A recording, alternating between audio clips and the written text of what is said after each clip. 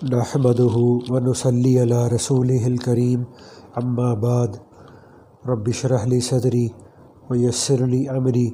واحلل عقدۃ من لسانی یفقہوا قولی۔ اللہ کے نبی صلی اللہ علیہ وآلہ وسلم اللہ تعالیٰ کی طرف سے جو دین لے کر اس دنیا میں تشریف لائے، اس میں سب سے پہلی چیز ایمان اور توحید کی دعوت تھی۔ پھر جو لوگ آپ صلی اللہ علیہ وآلہ وسلم کی دعوت کو قبول کر لیتے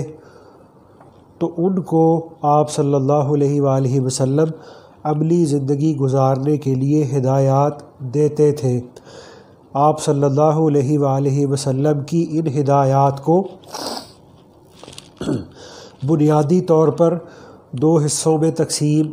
کیا جا سکتا ہے۔ ایک وہ جس کا تعلق بندوں پر اللہ تعالیٰ کے حقوق سے ہے،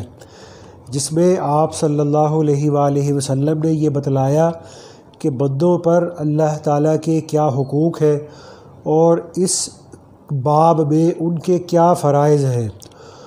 اور حقوق اور فرائض کی ادائیگی کے لیے انہیں کیا کرنا چاہیے۔ دوسرا حصہ آپ صلی اللہ علیہ وآلہ وسلم کی تعلیم کا وہ ہے جس کا تعلق حقوق العباد سے ہے، اور اس حصے میں یہ بتلایا گیا ہے کہ بندوں پر دوسرے بندوں کے اور عام مخلوقات کے کیا حقوق ہیں، اور اس دنیا میں جب ایک انسان کا دوسرے انسان سے یا دوسری کسی مخلوق سے واسطہ پڑتا ہے یا معاملہ پڑتا ہے تو اس کے ساتھ کیا رویہ ہونا چاہیے، اور اس باب میں اللہ تعالیٰ کے کیا احکامات ہیں۔ اور حقوق العباد میں سب سے جو اہم معاملہ ہے وہ والدین کے حقوق کا ہے، بلکہ اس کو تو حضور اقدس صلی اللہ علیہ وآلہ وسلم نے اپنی تعلیم و ہدایت میں ایمان کا جز قرار دیا ہے۔ اور قرآن مجید جو آپ صلی اللہ علیہ وآلہ وسلم پر نازل کیا گیا ہے، اس میں ماں باپ کی خدمت اور ان کے ساتھ حسن سلوک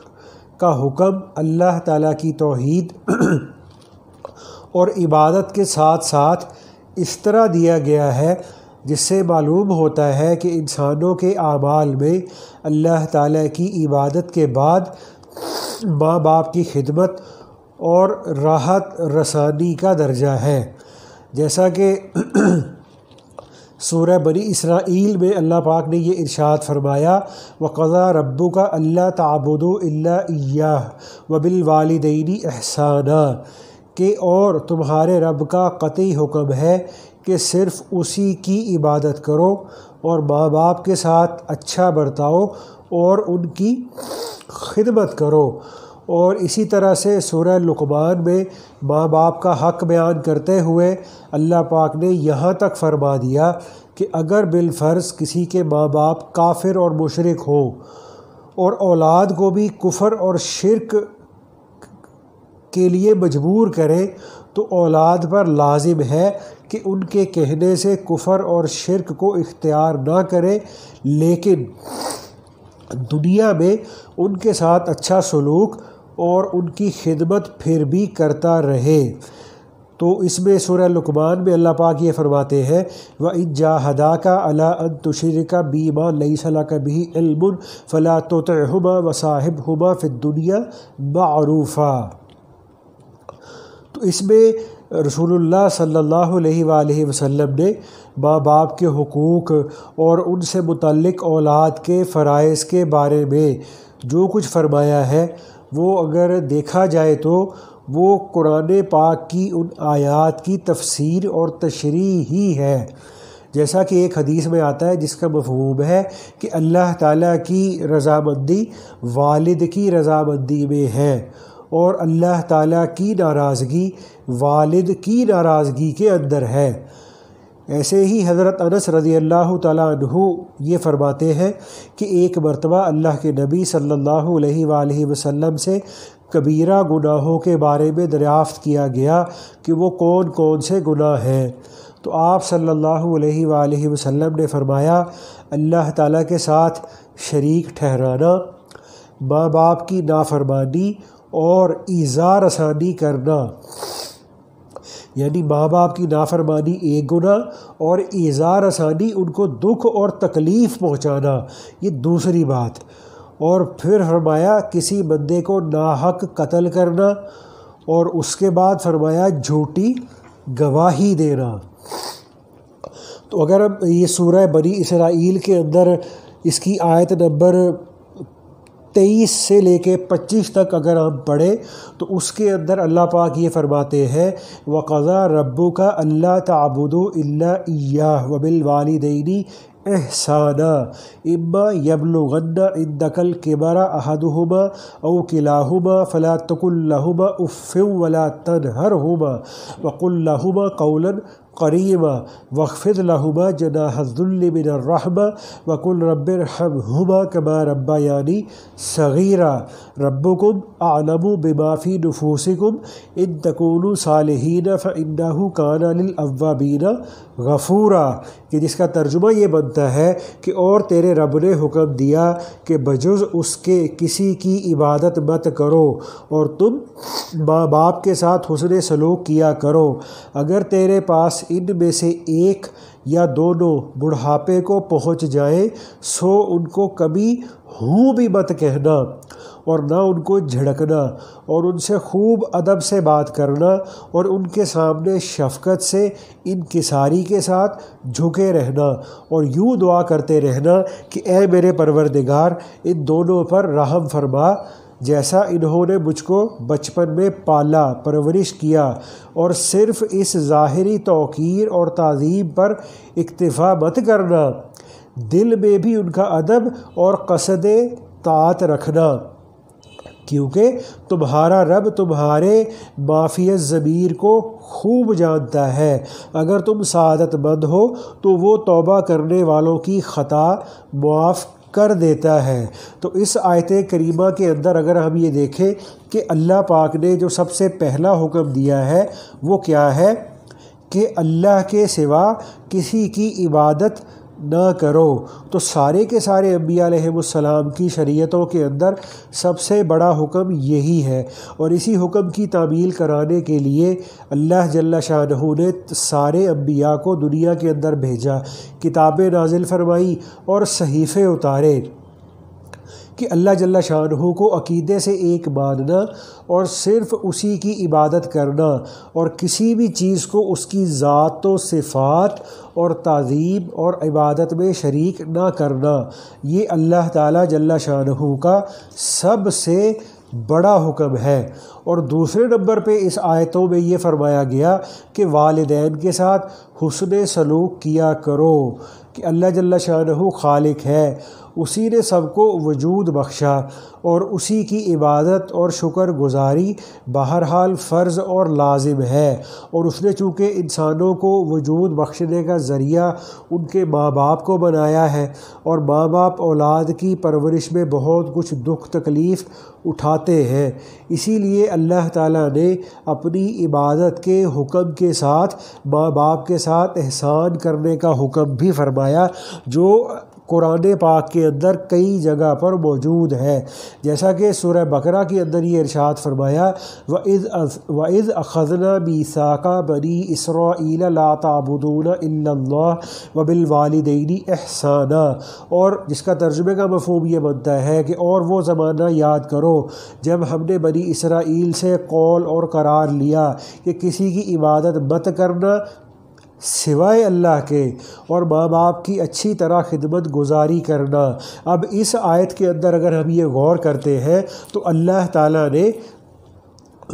جہاں پر اپنا جو ہے نا ذکر فرمایا کہ اللہ کی ذات کے سوا کسی کی عبادت نہ کرنا، تو اللہ پاک نے اپنی ذات کے ساتھ ہی والدین کے اوپر احسان کرنے کا حکم فرمایا۔ اسی طرح سے سورہ نساء کے اندر اللہ پاک نے فرمایا وَاعْبُدُوا اللَّهَ وَلَا تُشْرِكُوا بِهِ شَيْئًا وَبِالْوَالِدَيْنِ إِحْسَانًا، کہ یعنی اور تم اللہ تعالیٰ کی عبادت اختیار کرو اور اس کے ساتھ کسی چیز کو شریک مت کرو، اور والدین کے ساتھ اچھا معاملہ کرو۔ تو یہاں بھی اللہ تعالیٰ کی عبادت کا حکم، اللہ کی عبادت کا حکم دیا گیا، اس کے ساتھ کسی چیز کو شریک نہ ٹھہرانے کا حکم دیا گیا، اور ساتھ ہی اسی آیت میں والدین کے ساتھ اچھا سلوک کرنے کا بھی ہمیں حکم دیا گیا۔ اسی طرح سورہ انعام کے اندر فرمایا قل تعالوا اتل ما حرم ربکم علیکم الا تشرکوا بہ شیئا وبالوالدین احسانا،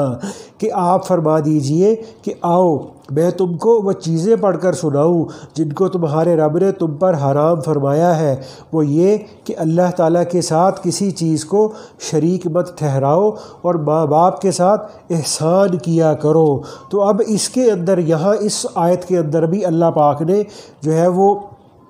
اپنی عبادت کا حکم دیا، اور اسی آیت کے اندر ہی اللہ پاک نے ماں باپ کے ساتھ حسن سلوک کا حکم دیا۔ تو اب ان آیات کے اندر جو ہم نے سورہ بنی اسرائیل کی جو تلاوت کی تھی، اس میں جو چند نصیحتیں ہیں ان کا خلاصہ کچھ ایسے ہے کہ پہلی بات تو یہ ہے کہ ماں باپ یا ان دونوں میں سے کوئی ایک بوڑھا ہو جائے تو ان کو اف بھی نہ کہا جائے۔ تو مقصد اس بات کا یہ ہے کہ کوئی بھی ایسا کلمہ یا کوئی ایسی بات ان کی شان میں انسان اپنی زبان سے نہ نکالے جس سے ان کی تعظیم، ادب اور احترام میں فرق آئے، یا کسی ایسی بات کو اپنی زبان سے نکالنا جن سے والدین کے دل کو رنج اور تکلیف پہنچتی ہو۔ تو اب اس میں ترجمے میں جو لفظ اف فرمایا گیا یہ بطور مثال کے فرمایا گیا ہے۔ تو اس میں حضرت حسن رضی اللہ تعالیٰ عنہ نے فرمایا کہ اللہ جل شانہ کے علم میں کلمہ اف سے بھی نیچے کوئی درجہ ماں باپ کے تکلیف دینے کا ہوتا تو اللہ جل شانہ اس کو بھی ضرور حرام قرار دیتے۔ تو اب ماں باپ کی تعظیم و تکریم اور فرما برداری ہمیشہ واجب ہے، بوڑھے ہو یا جوان ہو۔ لیکن بڑھاپے کا ذکر اس آیت کے اندر خصوصیت سے اس لیے فرمایا گیا کہ بڑھاپے کی عمر میں جا کر ماں باپ بھی بعض مرتبہ چڑچڑے ہو جاتے ہیں اور ان کو مختلف بیماریاں لاحق ہو جاتی ہیں، اور اولاد کو بعض دفعہ ان کا بستر بھی صاف کرنا پڑتا، ان کے کپڑے بھی دھونے پڑتے ہیں، اور ان کی اسی طرح سے بہت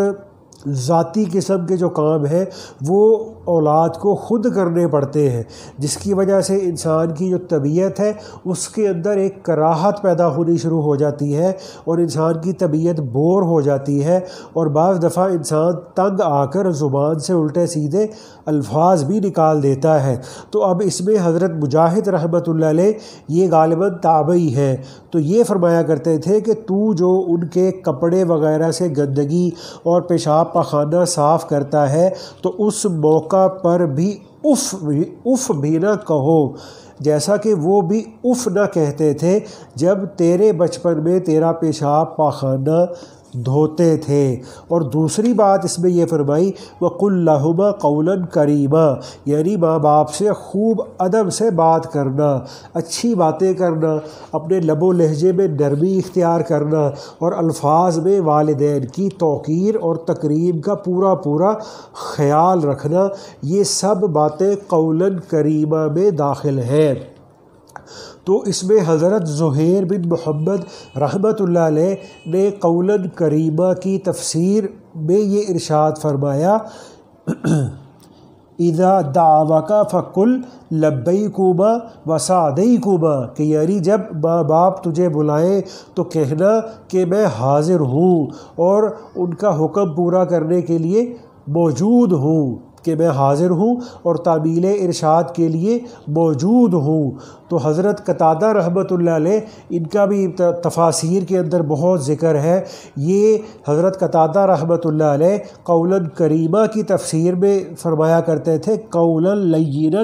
سہلاً، کہ نرم لب و لہجہ میں آسان طریقے پر بات کرو۔ حضرت سعید بن المسیب رحمۃ اللہ علیہ فرماتے تھے کہ خطا کار زر خرید غلام، جس کا آقا بہت سخت مزاج ہو، جس طرح اس غلام کی گفتگو اس کے آقا کے ساتھ ہوگی